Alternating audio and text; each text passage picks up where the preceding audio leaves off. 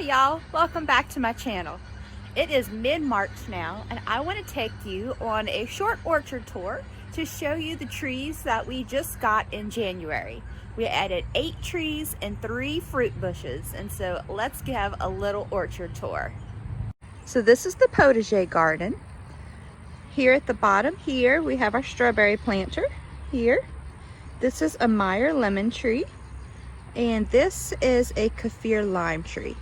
This one is new, so let's go have a look at it. I haven't got this one in a pot yet, but I have one that matches this one here. It's way out there in the landscape. It has some wild blackberries in it.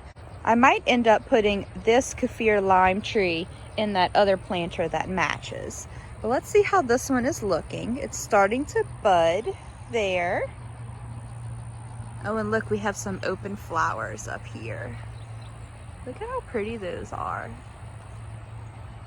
Look at that. Oh, and even some tiny little limes. Look at those. How awesome. So this tree is looking pretty good. I'll show you what the tag looks like. This is a Kefir Lime. We got this one from Saxon Becknell & Sons from our local nursery.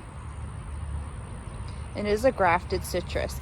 Grafted citrus, just to, if you haven't, I'm not familiar with that yet. See this spot here? Let me turn it. It has this little notch. So this here is the root stock. It goes up to here, this little notch. At this point here, this is the lime tree, and this is the citrus root stock that it's grafted onto. They'll take this root stock and this piece of lime, usually like a branch from another tree, and they'll cut it in a way so that they'll mesh together, and then they'll tie it off and let it grow together. This little sucker guy here, since it's growing at this junction, we don't want this because this could be the root stock that's growing. So you just pick these off, make sure you don't have any of those. And when you plant these, if you're gonna plant these, you never want to cover up this notch here, because if you do that, you will definitely promote either killing off the rest of the tree or encourage this root stock to grow.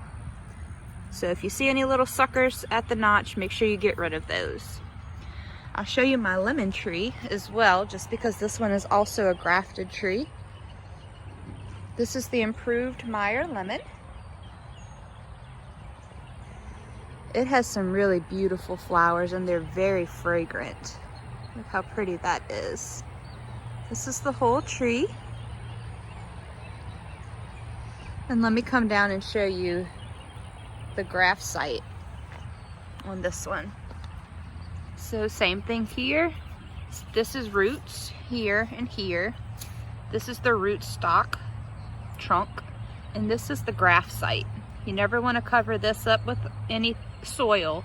And then this is the lemon tree.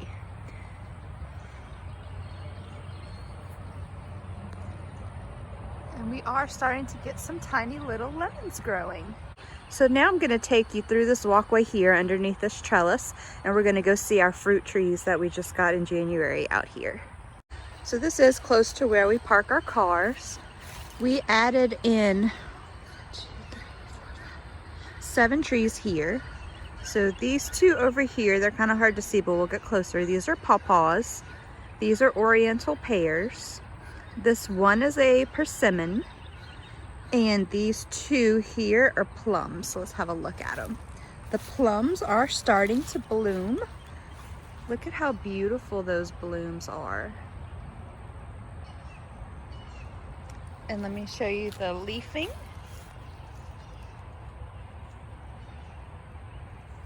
And let's look at the varieties we have. This is a Santa Rosa plum, perfect for home gardens, and the fruit keeps well, and it's a prolific bearer. It should ripen in late June, and it requires minimal pruning. It says to plant with other plum varieties for best fruit production. And so we did.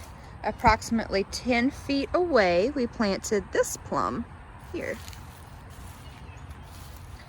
This one is a methyl plum, a red variety. This one's tag is very similar. Mild sweet flavor, excellent for fresh eating, should also ripen in early June, and it has low chill hours. Chill hours are the amount of hours that your fruit tree will need below 45 degrees, I believe, and that is what helps it actually flower. If you don't have flowers, you don't have fruit. And this one here, I'm not seeing flowers on it just yet, but I do see the leaves are starting to pop out. Here. I will prune, not today, but I will prune because you can see these little water sprouts here. They're crossing, they're very congested. And these are crossing here. So I will do some pruning on these trees after I make sure that they've come out of the freeze that we've had well. Now let's move on to the next one. This one is a persimmon. I haven't really seen signs of life on this one yet. It hasn't broken dormancy yet. So this one is a Tanashi Persimmon.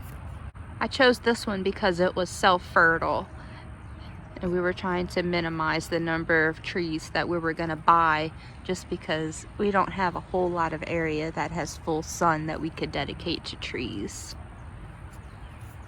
So that's this one. This one's also a grafted tree. You can see here, this is the graft site, and anything, this is the graft site. Anything that would grow below this, you'd want to pick off. You don't want these to grow here.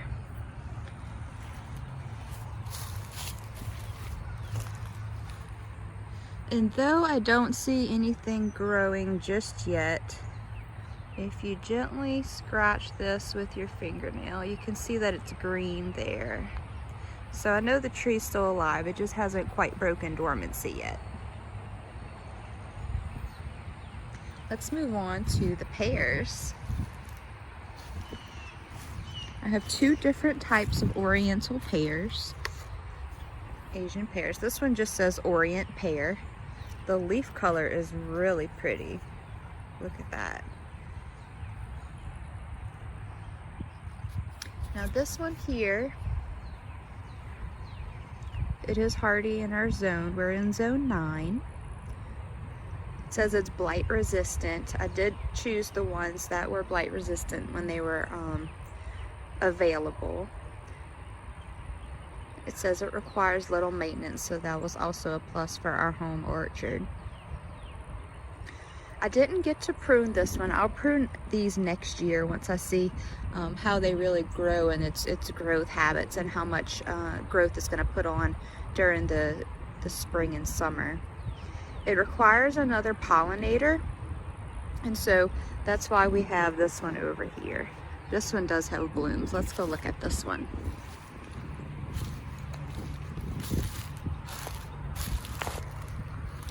This one is pineapple pear.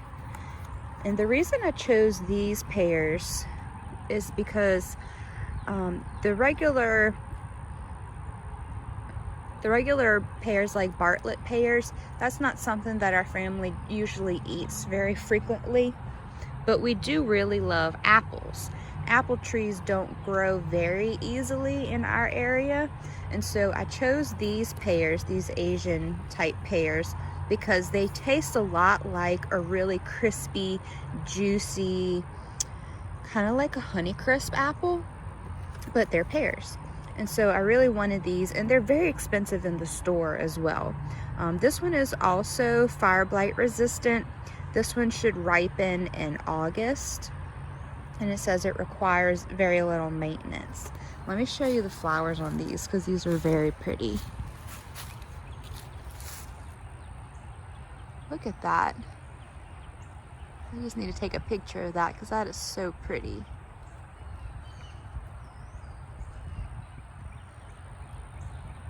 I have seen bees all over these already, so I'm so excited, and I sure hope I get some fruit off of these this year. So pretty. So that's our 2 pears, and that one does go very tall. Next we have, these are pawpaws. These are native to our area. They haven't broke dormancy yet, but you can see down here we have some green peeking through. So pretty sure they survived the weather that we had.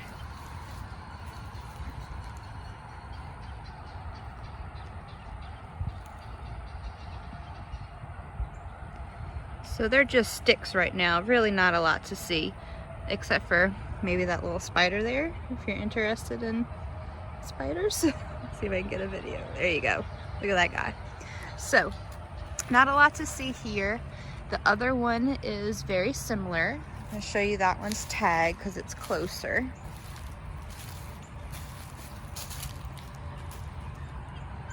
This one here looks very similar.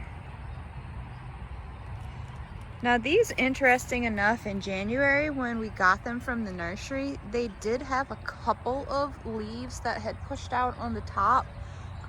That's probably what this little remnant is there. And so we had some warm days in December in our area, and so they did push out a little bit of growth, leaf growth. So this is the tag. It's a pawpaw. It grows 15 to 20 feet tall. These are better as an understory tree. So we did plant these really close to some other mature oak trees that we had so that they'd get a bit more shade. They make edible fruit in the early autumn.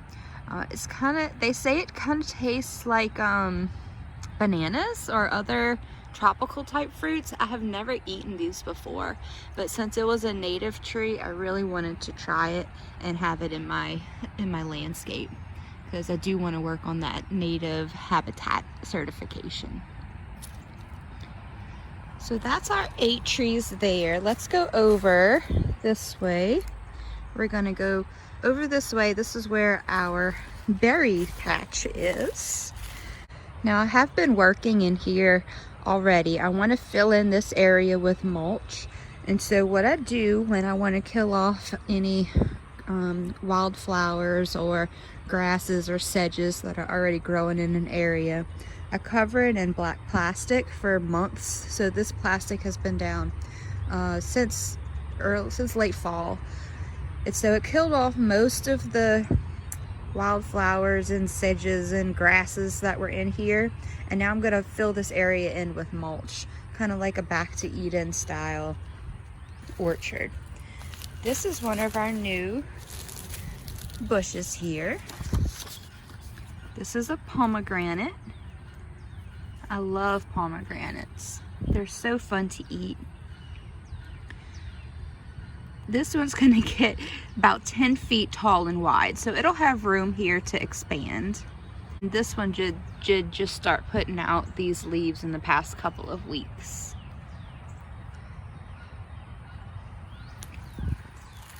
Over here, this is new to us also. I just planted these up in these pots yesterday. And wow, just since yesterday, these didn't have any leaves yesterday. So this is new since yesterday evening. This is a blackberry. This is what we have here, Natchez Blackberry. And this one is a thornless variety, should be disease resistant, and it should be excellent for fresh eating.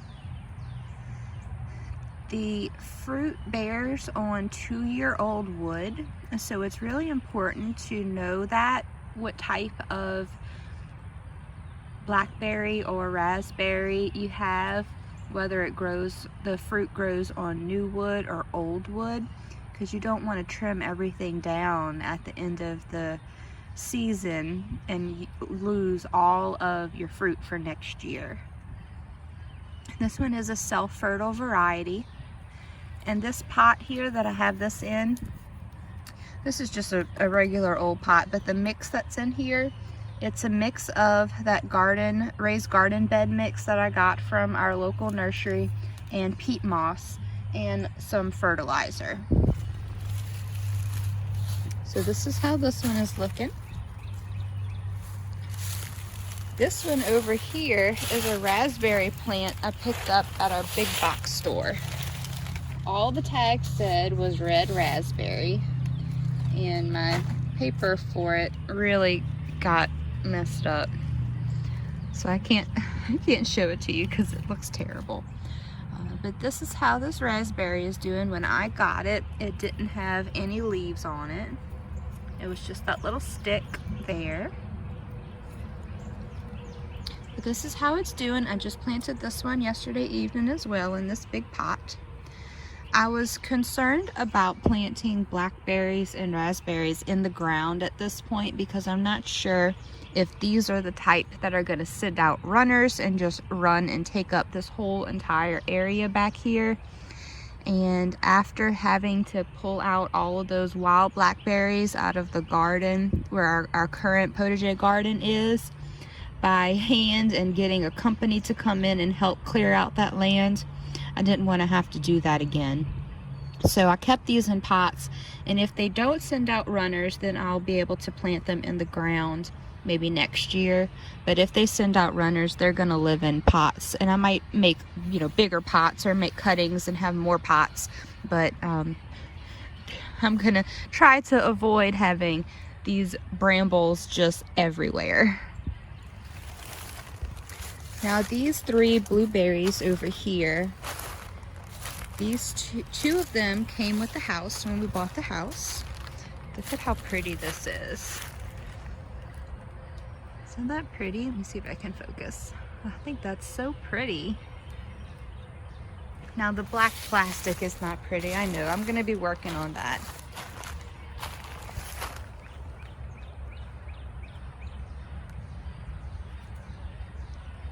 So I'm not sure what variety of blueberry these are because it came with the house. It wasn't one that we bought, but it is blueberry, and they taste very good. They ripen in June. This blueberry here we did purchase last year. This one is a pink lemonade blueberry. I don't have the tag for it anymore, but this one's doing really well. It's a really pretty bush. And then we have one more blueberry over here. Again, I'm not sure of the variety. This one also came with the house. But I think it's so cool how the little buds pop out before all the leaves do.